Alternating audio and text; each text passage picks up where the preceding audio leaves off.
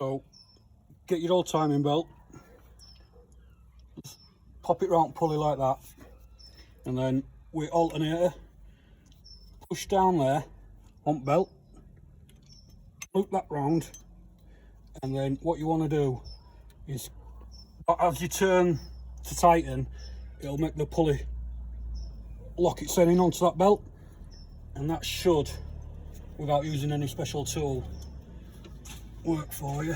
So let me get mine.